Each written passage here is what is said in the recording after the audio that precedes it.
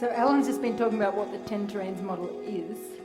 I'm just going to go through what it's not, because we found in sharing this, first thing they think of, oh, it's 10 levels. Some people are better than others, and they get all excited about that. And that's because the terrain of most spiritual stuff in our world is coming from Diamond, which we'll talk about later, we'll explain, but it's very much about goals and getting somewhere and achieving and enlightenment and ascension and all of that. That's not where this is coming from.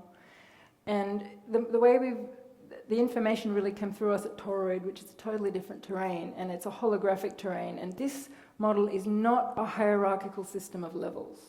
So we just really need to say that at the outset. This is a holographic model. It views where each person is at in that moment as the perfect place for them.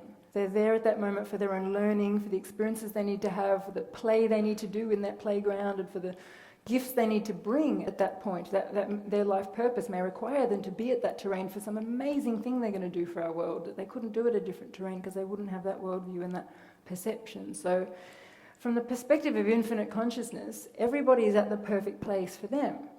So it's really important to hold that and bear that in mind while we're talking tonight. It's not about getting to the next level and being better than the person behind you, because it's really not where this is coming from.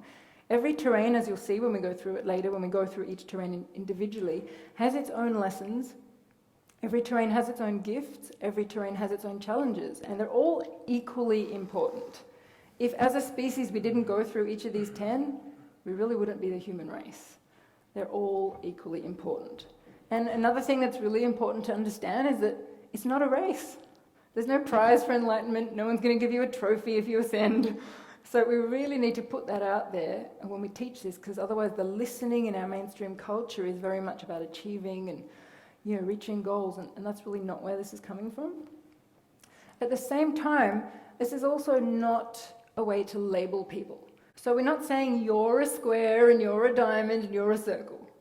We're saying you're at square. At this point in your development, you're at square. It's like a train station that you've stopped at for a while. It's not who you are.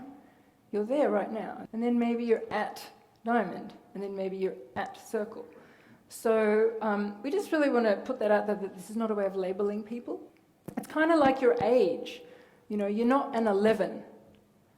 You're 11 years old. That's where you're at right now, And also it's not a tool for judging people. We see this as a tool for bringing people together and for fostering a lot more compassion in our world. I've certainly found for myself, the more I've understood this, I've had so much more compassion for my friends and family. And even watching Big Brother on television, I used to go, oh, God, people. But now I'm like, oh, I can see what's playing out here. This is interesting. He's learning this and she's learning that. Oh, fabulous. This is great to watch. It suddenly becomes fascinating. The whole world just becomes fascinating.